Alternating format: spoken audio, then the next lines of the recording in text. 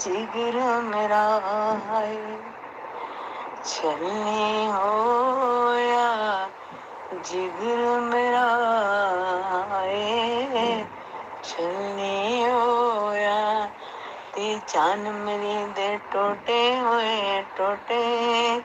ते जिगर मेरा है चलनी हो या जान मेरी दे टोटे होए हंसते मर गए होए हंसते मर गए होए। ये किसी को इतना दुख ना दो, किसी को इतना दुख ना दो कि वो दुख भरी आवाज से अपने अंदर की आवाज को बाहर निकाले। मेरी फ्रेंड ने अच्छा किया कि अपना अंदर की भड़ास निकाल दी इस तरह गा के, लेकिन मेरी ख्वाहिश है और मेरा पैगाम है इनसे कि इस तरह ना करें, इस तरह ना करें। बड़े तो बड़े होते हैं, बराबरी पे ना आए। आप छोटे हैं, एज डिफरेंस है तो आप बराबरी ना करें। मेरा आपसे यही पैगाम है, मेरा न्यू नस्ल से यही पैगाम है। थोड़ा सा सब्र रखें, थोड़ा सा पेशेंस रखें, थोड़ा अदब कर लें बड़ों का, उसमें बड़ा सवाब है, उसमें बड़ा सवाब है। लेकिन जब बेटों की शादियां हो जाती हैं तो वो बेचारे बट जाते हैं, एक तरफ माँ है एक तरफ बीवी है। चलें आपको एक किस्सा सुनाती हूँ। किसी ने ये लिखा हुआ है कि कल रात एक ऐसा वाकया हुआ जिसने जिंदगी की कई पहलुओं को छू लिया। करीब शाम के 7 बजे होंगे, मोबाइल की घंटी बजी। फोन उठाया तो उधर से रोने की आवाज आई। मैंने चुप कराया और पूछा कि भाई जी आखिर क्या हुआ है। मैंने कहा भाई जी क्या हुआ है।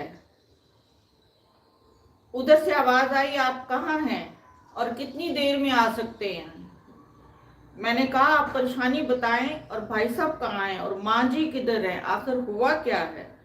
लेकिन इधर से सिर्फ एक ही रट थी, आप फौरन आ जाएं। मैं उन्हें मुतमईन करते हुए मैंने कहा कि 1 घंटा लगेगा मुझे पहुंचने में।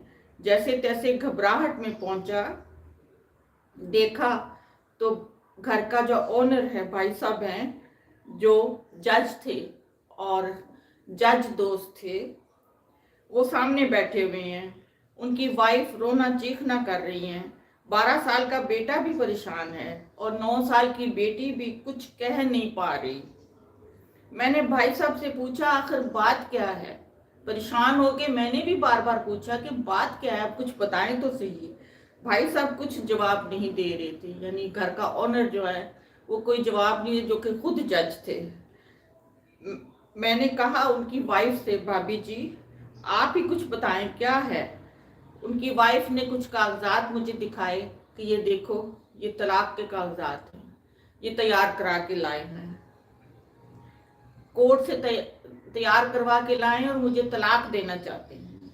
मैंने पूछा ये कैसे हो सकता है, इतनी अच्छी फैमिली है, 2 बच्चे हैं, सब कुछ सेटल है। पहली नजर में मुझे लगा कि ये मजाक कर रहे हैं। जाहिर है लोगों की नजर में फैमिली बहुत अच्छी होती है, इनका घर बहुत अच्छा है, इनके घर में बड़ा सुकून है, ये गुड कपल है, बहुत अंडरस्टैंडिंग है। लेकिन अंदर की बात किसी को नहीं पता होती कि अंदर क्या हो रहा है। कुछ देर मैंने नौकर से कहा कि तुम हम सबको चाय पिलाओ, जाओ चाय लेके आओ। कुछ देर में चाय आ गई।